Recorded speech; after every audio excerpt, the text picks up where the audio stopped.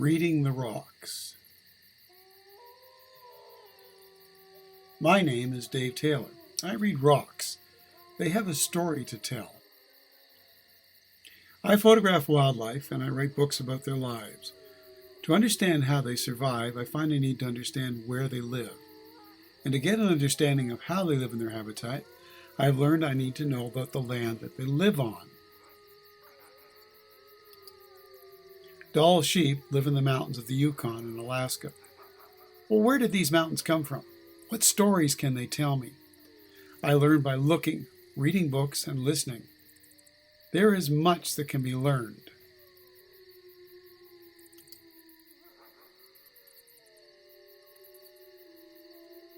This is Mount McKinley, now known as Denali. It is the tallest mountain in North America. Dall sheep and caribou live on it.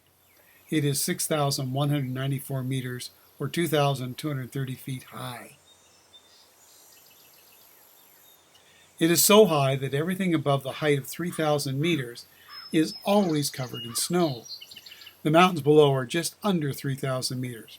I took this picture in July.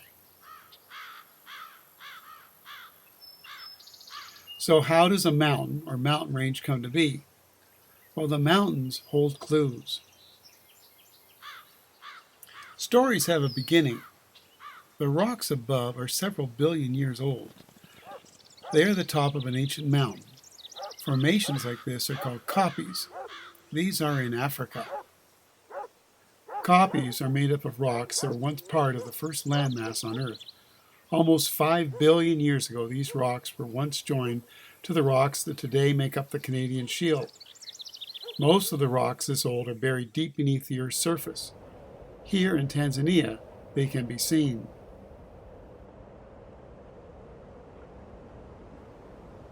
Scientists believe that the Earth was first formed over 8 billion years ago. It was a hot, gaseous ball. Gradually it cooled. An atmosphere formed, cooling it more. The magma cools. The first rocks were forming. Rain began falling. Soon the first ocean formed. The first continent was created. It was surrounded by shallow seas. The planet continued to cool. Forces below the surface caused the new continent to break up. Eventually, the planet would look like it does today. Here, in East Africa, it is possible to see the Earth's forces at work. Tanzania's Serengeti National Park is a good place to begin. It is known for its abundant wildlife and wide, grassy plains. Here you can see the world's largest herd of mammals. There are 1.5 million wildebeest feeding on the Serengeti's grassy plains. And why are they here? Because of the rocks.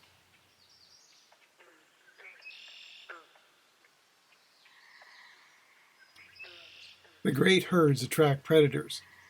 But the herds couldn't live here unless there was a lot of grass.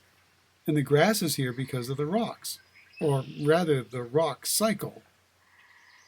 There are 3 types of rocks. You will look at each of these in more detail as you read the rest of this ebook. Igneous Rocks, Sedimentary Rocks, Metamorphic Rocks. Rocks go through a cycle. Each step in the cycle will be examined in this ebook. So, what is a rock? Rock, noun. A lump or mass of hard, consolidated mineral matter. And what does that mean? The building blocks of all rocks are minerals. Mineral, noun. Minerals are natural compounds formed through geological processes. Minerals range in composition from pure elements and simple salts to very complex silicates with thousands of known forms. What does that mean? The Earth and the Sun and other planets and stars are made up of pure elements. Elements are the building blocks of all matter, rocks, plants, air, and you. They are pure. They do not change. Water is made up of 2 elements, hydrogen and oxygen. This chart shows the known elements. You'll learn more about this in high school. Some of these elements are also minerals, gold for example, but some combine to form new minerals. Salt is a good example. A mineral has the same characteristics no matter where it is found. But during the formation of rocks, many minerals may be mixed together to form a type of rock. Minerals make up all rocks. Well, for now, that's enough technical stuff. Let's move on.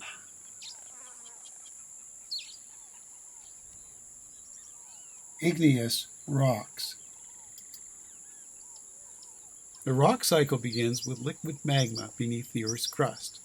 When this magma comes to the surface, it cools, hardens, and the cycle begins. These new rocks are known as igneous. Igneous means born of fire. All of this brings us back to the copy. We know that they are igneous rocks and they are very old, but how did they get here? And what lies beneath the surface? Today, the volcanoes in East Africa loom well above the plains below. There was a time when it was the kopjes that rose above the plains. Kopjes are the tops of ancient mountains. These are Wyoming's Grand Teton Mountains. Once the top of the kopjes rose above the African plain in a scene that might have looked a lot like this. Millions of years turned this scene into this. In this picture, only the top of the mountain is showing. Where did the mountains go? Well, they were buried under layers of volcanic ash and lava flows. In places, the original igneous rock, the 4 billion-year-old rocks, they're 3 or 4 kilometers below the surface we stand on. How do we know this happened? Well, in East Africa, we can see these processes still at work. This Nile crocodile is sunning itself on an ancient lava flow. The dirt behind it is actually volcanic ash. The river has cut its way through the softer ash and revealed the lava.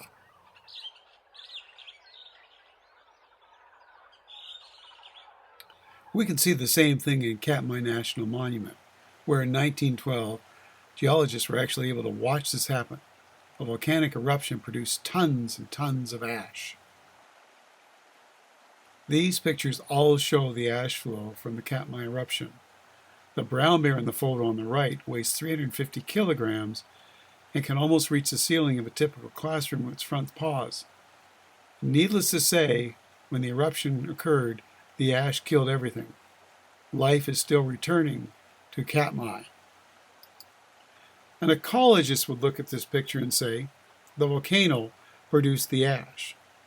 Ash dries as hard as concrete after a rain. Trees cannot grow in this hard soil, but animal hooves can break up the top layer just enough for grass to grow there. The grass feeds the herds of wildebeest. The wildebeest, in turn, are eaten by lions. Oh, and by the way, an ecologist is someone who studies how plants and animals survive in their habitat.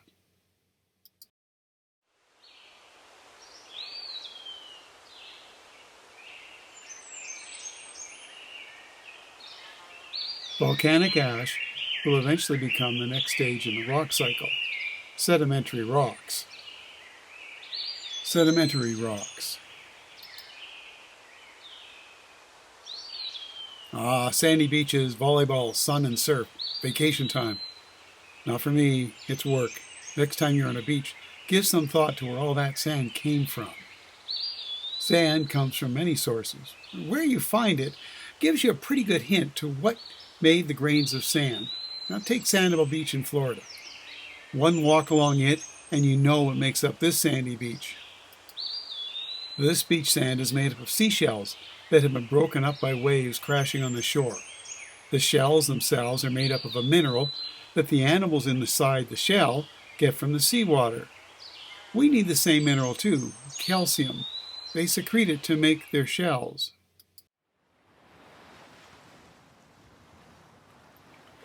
This is Australia's Great Barrier Reef.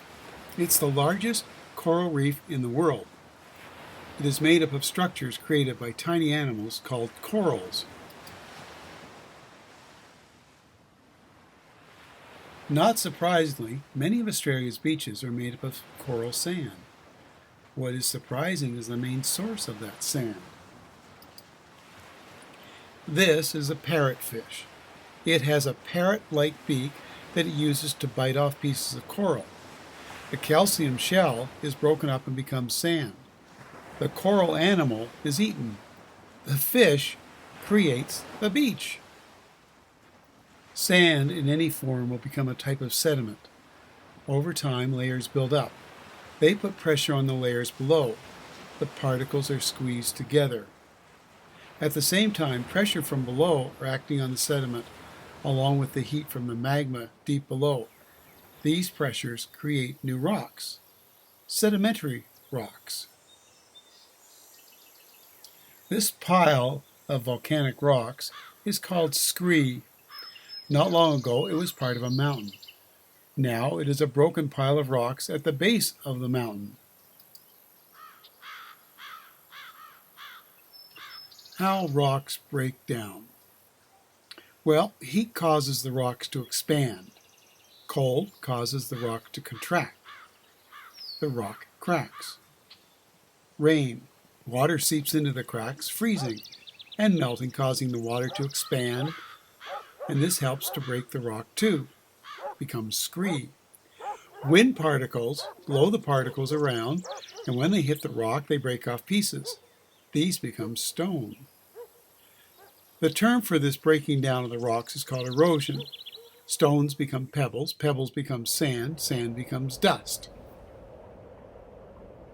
As the rock erodes, it takes on many forms: boulders, rocks, stone, sand. As time goes by, these layers are changed into rocks. Typically, the youngest rocks are at the top and the oldest rocks, well, they're at the bottom. The places where eroded rock is laid down are known as areas of deposition. The crust of the earth is made up of giant pieces called continental plates. These move slowly around due to forces in the mantle below. Sometimes they crash into each other. One plate is forced under the other. One plate rides up on top of the other. As the plates collide, the rocks crumple and bend. Imagine two cars hitting each other head on. Only in this case, the collision lasts for millions of years. Mountain ranges are created. Volcanoes form at the edges. Earthquakes are common. I see this pattern all over the world, wherever there are mountain ranges.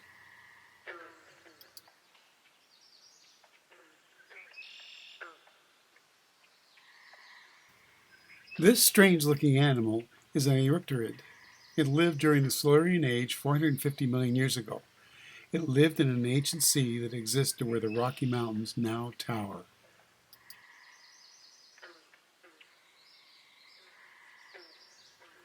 When the continental plates collide, rocks that were once part of the ocean bed are pushed upwards. Sometimes these rocks contain fossils.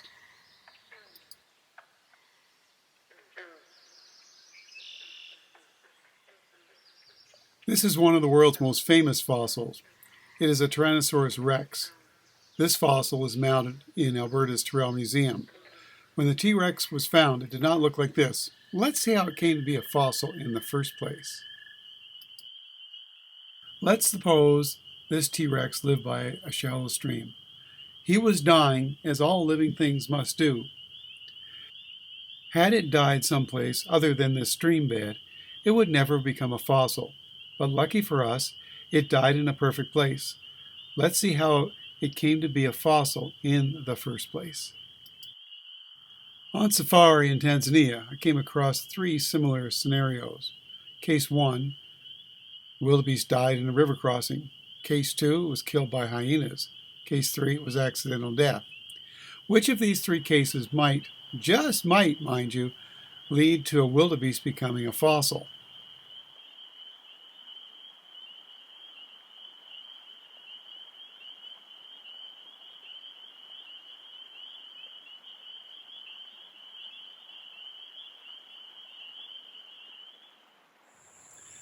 Case 1. Look at the color of the water. It's brown. It's loaded with sediments eroded from the land by runoff from the rains upstream. To become a fossil, the victim must be buried quickly by sediments. If it is not, it may very well be eaten. Our T-Rex, or the wildebeest, is quickly buried, but not before some bones are washed away. In this case, half the lower jaw is gone, and so are some teeth. Layers upon layers of sediment must be laid down. Pressures build, as we've seen. As the layers of sediment cover the skeleton, water carries minerals down to the bone. Gradually, these minerals replace the bone, and they create an exact replica of the original skeleton. This takes thousands, sometimes even millions of years to occur. North America 80 million years ago. The central portion was covered by a shallow sea. The Rocky Mountains lay to the west, the Appalachian Mountains to the east. As the mountains eroded and new volcanoes erupted, the winds blew the sediments east, slowly filling the inland sea and burying the T-Rex. Now all that had to happen was for someone to find the T-Rex. This would not be easy. It was now buried several meters below the ground. Nature helped solve the problem. The T-Rex skeleton lies hidden below the ground. The grassland above sometimes gets heavy rainfall. The land erodes. Erosion has exposed the layers of sedimentary rock. It has also revealed part of the T-Rex skull. A paleontologist will discover it, and soon a team of scientists will return to dig out the skull and perhaps the rest of the skeleton. Fossil rocks really tell a story of the Earth's prehistory and the animals that lived there. This is one of the first fossils to show that some dinosaurs had feathers.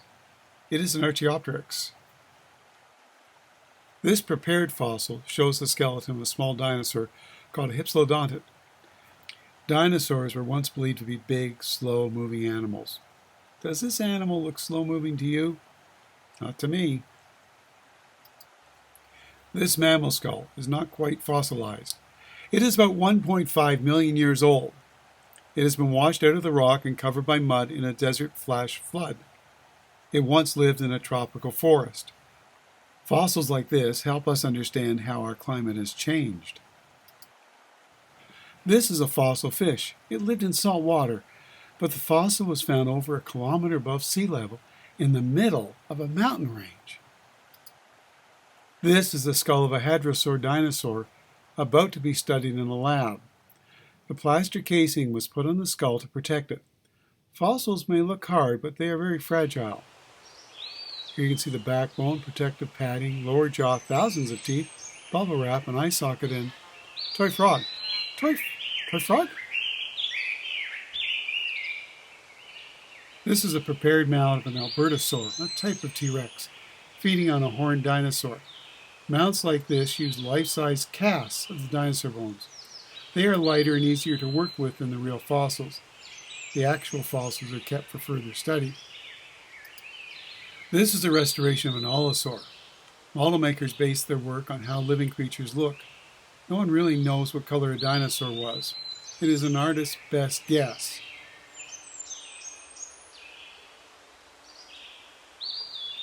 I work at a place called Riverwood. There I see the effects of erosion every day. It is quite a story to tell. Look at these two pictures. What do you notice about them that tells you something about erosion and deposition? Fast-flowing water erodes soil and rock. Slow-flowing water deposits soil and eroded bits of rock. So here you can see areas of deposition, areas of erosion. You can see where the water is flowing fast and where it's flowing slow. The red dot indicates the same spot on the fallen tree.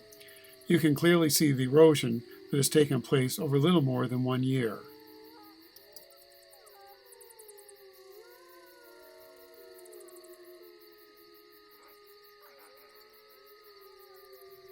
The slope of the land and the curve of the bank determine whether erosion or deposition will occur. Steep flowing rivers have more speed and erode more rock. Flat stretches slow the water down. The outside of the curve is where the faster flowing water is found. The faster the water, the more it erodes. The slower the water, the more it deposits. The amount or volume of water also affects how much erosion takes place. The river in this picture is flooding, and that gives it more power. Look how dirty the water appears. It is actually carrying eroded material. Rivers that flow through narrow valleys have more speed. Here, the Yellowstone River has eroded away the volcanic rock. This rock is very hard and does not erode easily. The river valley is very steep, and the river is very fast. It pushes along boulders and chunks of rock that have been eroded away. When the river reaches wide valleys, it slows down and deposits its load. In this picture, a beaver dam slows the water even more. This photograph illustrates many of the ideas discussed in this ebook. Glaciers, snowcap, melting, erosion, braided stream, wide valley carved by a glacier during the last ice age, gravel and sand being deposited. This is the floodplain of the Churchill River. The bedrock through which the river flows is very hard metamorphic and igneous rocks. The river has deposited material eroded upstream here, where the river widens and slows down. This is the Grand Canyon. The rocks are all sedimentary and were laid down over millions of years.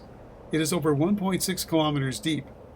It reminds us that even places where deposition has occurred, they can and will be eroded someday. This is not the Grand Canyon. It is Riverwood. I walk by our eroded cliffs every week. I can see the layers very clearly. The river has done its work well. These layers tell a story. The layers beside the blue line are all made up of layers of shale laid down by the ancient seas that once covered this land.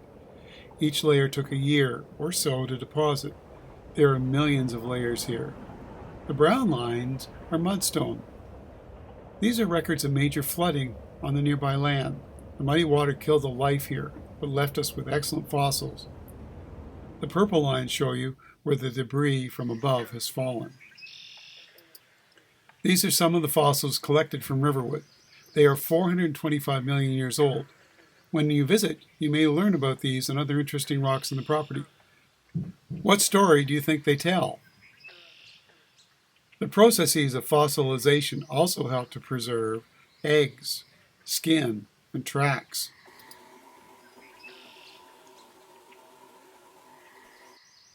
Sedimentary rocks help record past lives.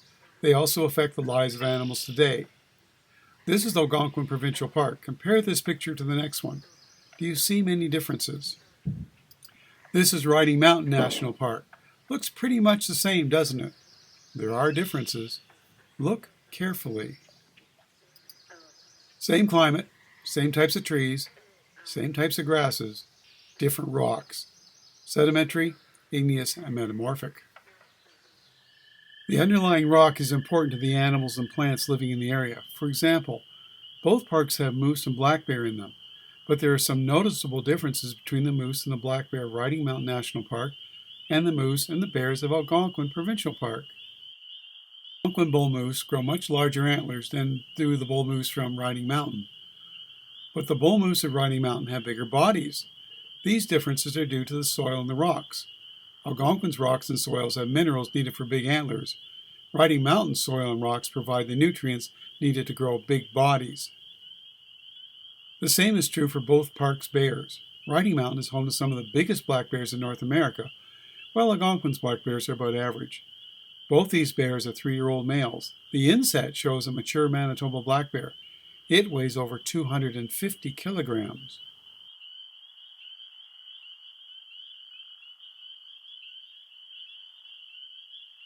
Algonquin's rocks hold other secrets. These big rocks seem somehow out of place. How did they get here? What could have moved them? What carried those rocks also helped create the broad river valley at Riverwood. The same force of nature smoothed this cliff face. What could be powerful enough to literally move mountains and carve valleys? The answer? Ice. Lots and lots of ice. Or more correctly, glaciers. Massive, huge rivers of ice.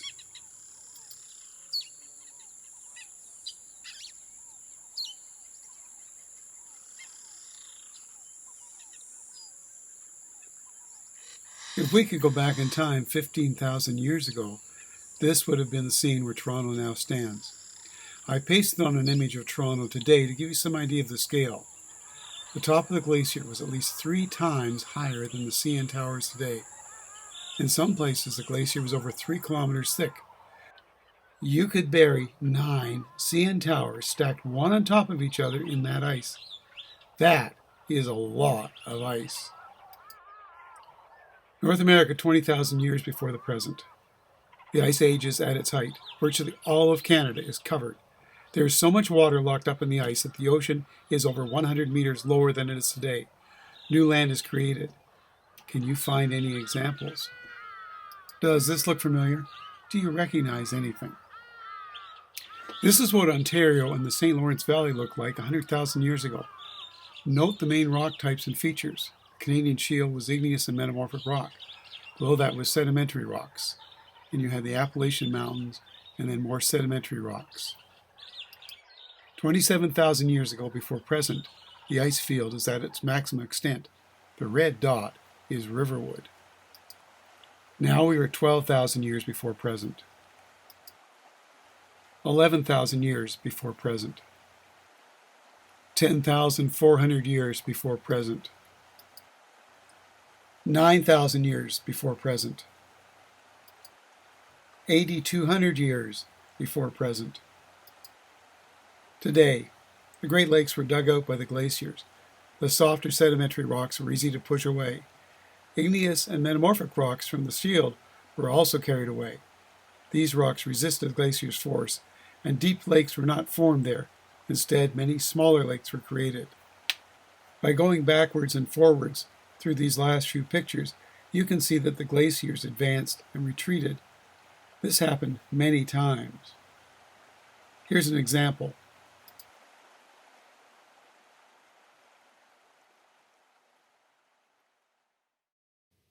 The effects of the Ice Age are all around us. The sandy beaches and soils of Ontario are the results of eroded and ground-up rocks left behind by the glaciers. All over the province you can find glacial erratics. These are rocks carried hundreds, sometimes thousands of kilometers from where the glacier picked them up and carried them away. Look carefully at this picture. A glacier has left its trail. Can you see it? It's a story written in the rocks. I marked some of the lines. These marks, called glacial striations, were made when the glacier pushed harder rocks over the rock below. The hard rocks scratched the surface. They show us the direction the ice field was moving. The forces that help create sedimentary rocks are still at work today. There are still glaciers grinding mountains down.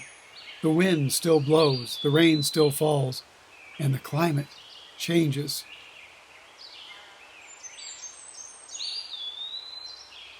Metamorphic rocks. This is Africa's Great Rift Valley. It stretches from the Middle East to the island of Madagascar. Quite literally, the forces below the earth are tearing Africa apart. It is a very active place, geologically speaking. Creation of a rift valley. This is how a rift valley gets created. One plate moves away from the other. The land between them drops, creating a rift valley.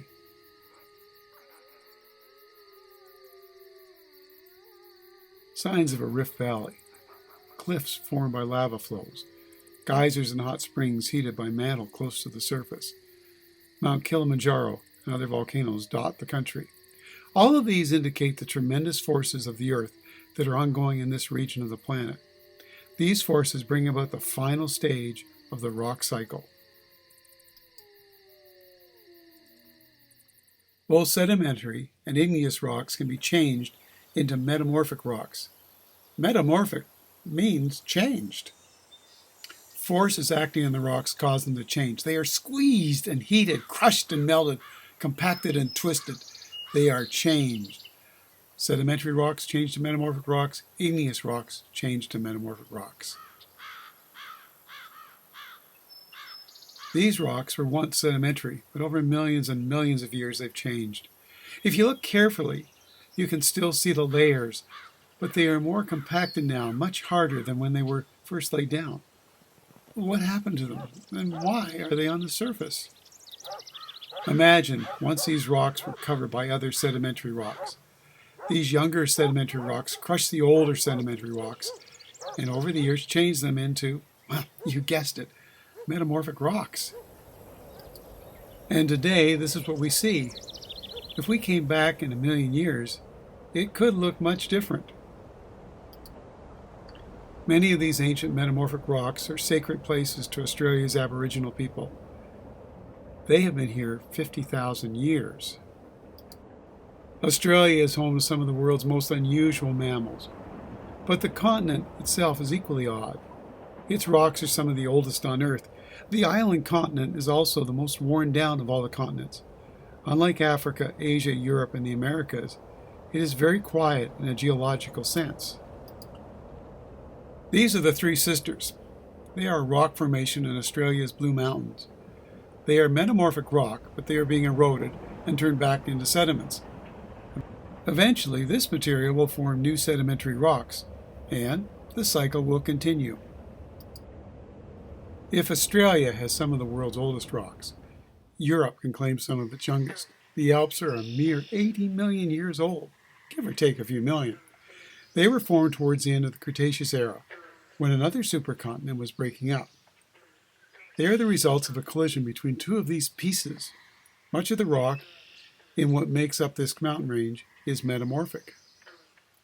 This is one of the most spectacular places on the planet to hike and to study rocks. The mountains in the distance are in Italy, and I am standing in Switzerland. There are lots of ways to explore the Alps. This is one, the cogwheel train that takes you to the top of Mount Pilatus in Switzerland. Did any of us stop to notice that the rocks were metamorphic? Nope. The scenery was so wonderful that you just couldn't take it all in. Look carefully at this picture. The rock is metamorphic, and it clearly records the stresses that created it. What do you see? These are magma intrusions. Lava has forced its way into the rock, putting pressure on it. The red lines show how the original layers of rock have been twisted by the pressure put on them. These red lines show how the rock cleaved or split apart. Cleavage helps to identify the type of rock. Each type of rock breaks apart in its own unique way. Sparkly bits are shiny minerals that make up the rock, and the bright areas are where people have drilled holes in the rock to plant explosives to blast the rock apart to make room for a highway to go through.